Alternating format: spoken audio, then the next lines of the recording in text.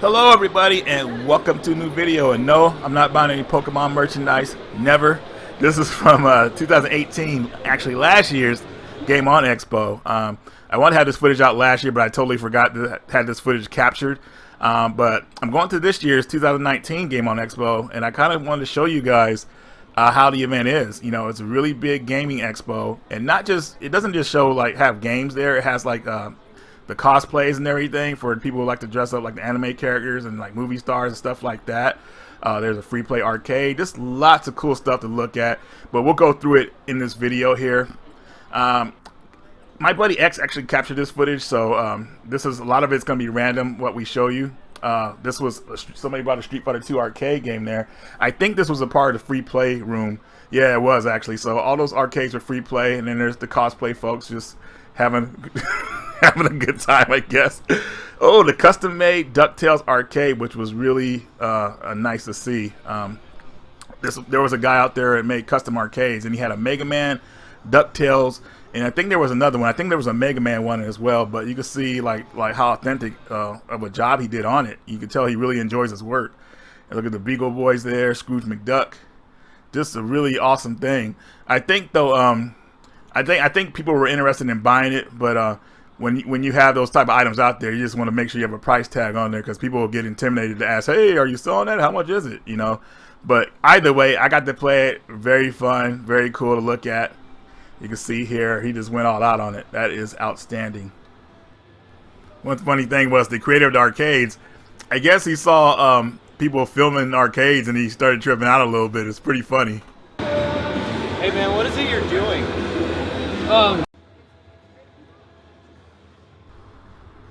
So those are some of the arcades that he's made. Now we're on to the pinball, and this is probably my favorite section of the show. I wish I got more time to play some pinball while I was there, because they're all free play, and everybody knows that pinballs are amazing machines. I just, golly, you know, you guys know about my tabletop pinballs. That's all I can pretty much have in my apartment.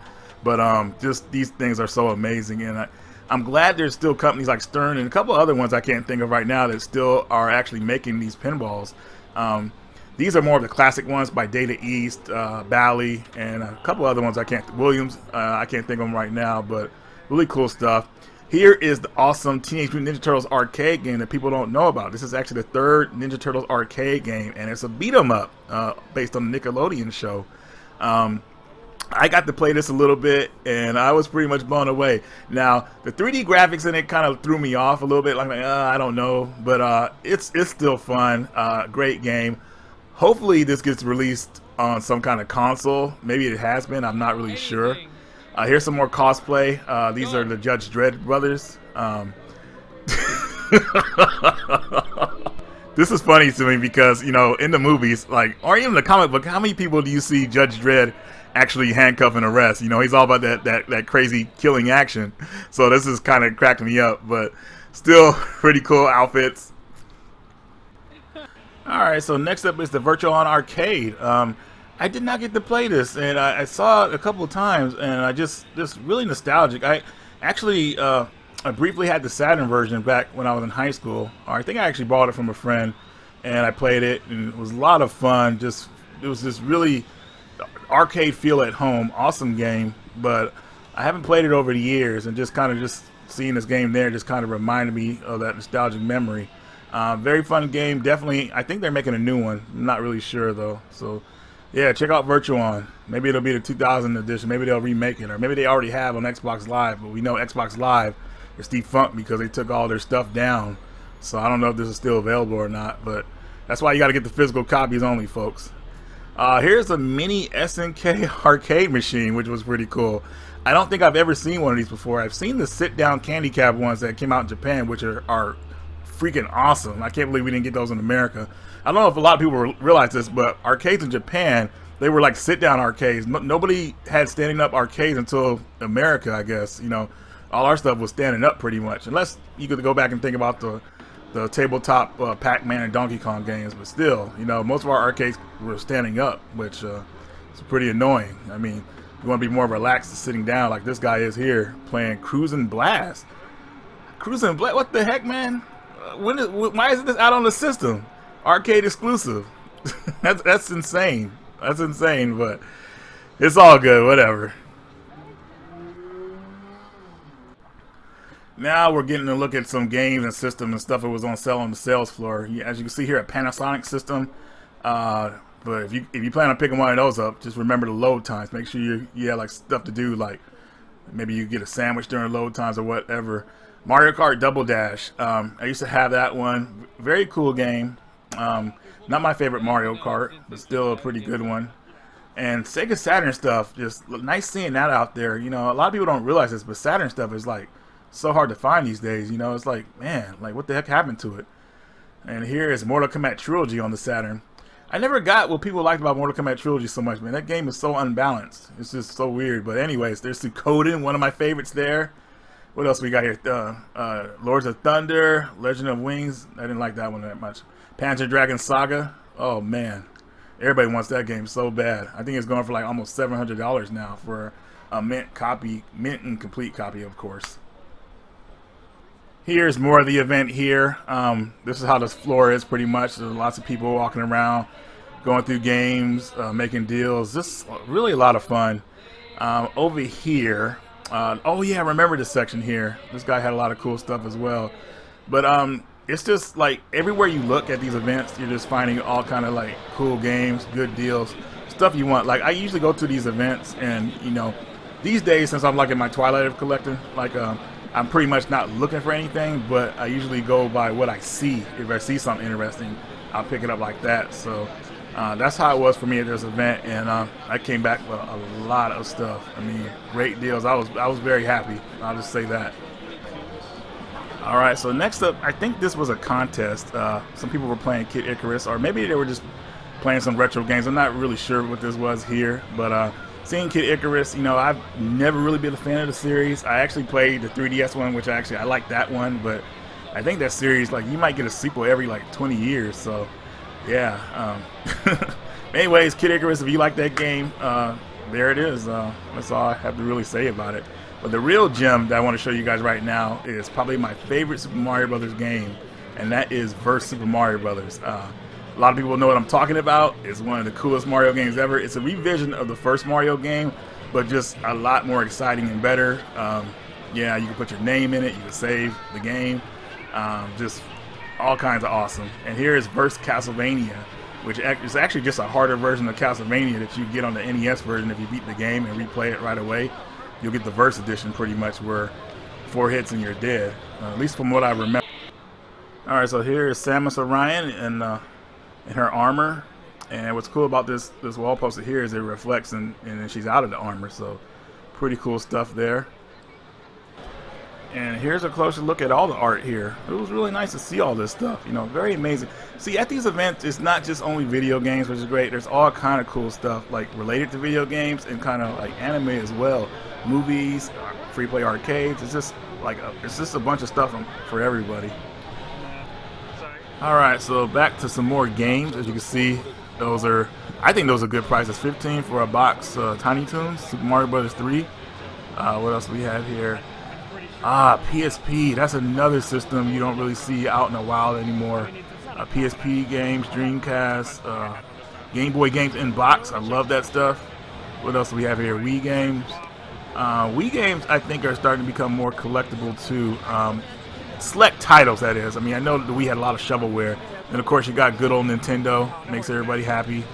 What else we have here? Wii U games. I never got a Wii U, don't plan on it. I just skipped it and got the Switch. Close up of those Game Boy games I was looking at earlier. Kim Possible Part 2 is a really good game. I actually picked that one up, guys, so if you see the Kim Possible games, at least Kim Possible 1 through 3 on the Game Boy Advance, definitely give them a go. They're good games. But I think the best one is actually the one on the PS2. Camera focus here. We'll zoom in on these. And this is, oh, G.I. Joe. Got a torn label. Darn. That sucks. Wild Arms for the PS1. Disgaea. Oh, that game was so much stuff going on in that game. I remember I bought Disgaea back in the day, and I just didn't find any reason to buy the sequels because there's so much in one game. Oh, right here, PS2 imports. Oh, the import section is my favorite section. A lot of people just they sleep on the imports, man. A lot of the good games we didn't get over here in America, so a lot of them get overlooked, and they're usually on the cheap. All right, so here's Virtua Fighter Remix. Fix a lot of the issues that the first game had.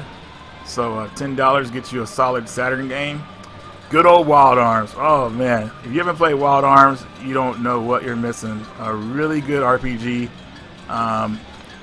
Definitely one of my top 10 favorite RPG series. Even though you guys are gonna think I'm weird, I like Wild Arms 4 is my favorite one. I thought that was the best one, but yeah, let me know what you think about that in the comments. Warhammer goes way back. I didn't even realize it. Wow, all the way on the PS1. And will I pick this copy up? Nope, I'm good. But I think the Warhammer game I actually like is the one that plays like Left 4 Dead. I forgot what it's called, but it's where you fight all those crazy rats, or maybe that's in all the games. I'm not really sure. All right, look at Carrie Fisher as Princess Leia. Oh man, when I see that picture, all I can think about is "Don't tase me, bro." It's pretty hilarious. But yeah, Last Jedi, man, she had an awesome part in that movie. Here is Knights of the Round. I guess that's what you call it. Display. Kiosk display. Top part. Knights of the Round, really good, solid beat 'em up. I remember when the Super Nintendo was back. Lots of fun. Here's some more stuff here. Genesis, E64 stuff in the box. A little bit of Saturn stuff. I bet it's sports titles. Let's see what else we got here. Oh, good old Mike Tyson Punch Out. Everybody should have that game. 007-373-5963. That's all you need to know. All right. And here's my buddy Jeffrey Whittahagen's complete SNES book. Awesome book. If you're looking to get into Super Nintendo games and you're just getting started pretty much, this book will tell you everything you need to know. Very awesome book. And also here's the compendium for Nintendo. Also another good book. All his books are good. Definitely check his stuff out if you want to learn more about video games. I'm telling you, he knows his stuff. You can check it out at Hagen Alley Books. Look it up online. I'll leave a link in the description as well for you guys so you guys can check it out. But definitely lots of good information there for you guys. Definitely check it out. All right, so just a little bit more of a tour of the event. Show you guys some of the vendor tables. Nice little setup they have. I like this setup right here. That everything is displayed has price on it. You know, it has a really big print. It's really cool. Here's Rob the Robot. If you guys remember him. Really became a collector's item now. I remember back in the day when no one cared about Rob, like they just toss him aside, but now he's like definitely a collector's item. Like people want to have that robot. Now does he work properly? Probably not, but still I guess it's kind of cool to have. And here is a SNES kiosk, Super Nintendo kiosk back in the day. A lot of people probably don't remember these. I remember them. Pretty cool. $1,000 as is. Would you pay $1,000 for a kiosk as is? I don't know. Hertz Adventures, Shining Holy Ark, Panzer Dragoon Saga again. Can't seem to get away from that game. It's like it's calling me. And the Three Dirty Dwarves. That's a beat 'em up game I didn't find out about until later in the Saturn's life cycle. Wow, I might need to look into that game. Here's another look at a table we saw earlier from a different angle. Where we saw most of the Saturn games. But in the corner, I didn't even notice he had a Crusader of Sinti for the Genesis. Now, if you don't know what that game is, it's like, I don't want to call it a Zelda clone, but it's like an adventure game. It plays like Zelda, and it's actually really good. It's one of Atlus's earlier titles, I'm just finding out. But now the game cart alone goes for like $200-300, so you can imagine how much it costs in box. I would definitely, if I ever pick that game up, I'll definitely be going with a repro copy that has a save battery. So, because the game requires you to save your data. So, I don't know if they make repro copies with a save battery yet. I have to look into that. If I decide to get the game, though, got to make sure it's something I want to play. And here's Sydney Hunter. This was the footage from last year. A lot of fun, guys. This is definitely going to be a hit when it comes out. And also here is the one, the only FX Unit Yuki by Saramaru, Retro Japan. This game is a lot of fun, and a little bit later in a couple coming weeks, I'm going to have a video review of this. You guys can check it out. This is probably the best platform game I played in a long time. I compare this game on the levels of Adventures of Little Ralph, which you guys know is my favorite platform game. FX Unit Yuki is available now for the Dreamcast, PC Engine, and even the Genesis. So definitely it will be at the show this year. They have soundtrack. The soundtrack is really good. Right here, what you're seeing here is a demo disc too, like the earlier builds of the game. So they might be selling those too. Those are actually cool to have because you can see the progress of the game and how it was back in the day. All right, so this game, as you can see, if you guys play games like Space Harrier, this is definitely what I would call a spiritual successor to that series. At the time that we caught this footage, they didn't have a name for the game, and they couldn't really give us too much information about it. So hopefully, at this year's show, we'll have some more information about the game. But the demo I played was a lot of fun, and I felt. All right, so as you know, other YouTubers, including myself, will be there for meet and greets, take pictures, talk with you guys. Don't be afraid to come say hello to us because, you know, we like that. But what I'm really excited about at the show is the return of Reggie's Radical Adventures for the NES. This happened because of Mr. Wizard's reproductions, and it's going to be in a purple cart. It will also have a manual, and it will be complete in box. It'll have its own box with it, so I'm very excited about that. There will be 20 copies for sale at the event. I'll do another video more about details in the future before the event, so look forward to that. But definitely happy about that coming back. Well, guys, that's all I got for you for this video. Hope to see you at the Game On Expo this year. Radical Reggie, and I will see you later.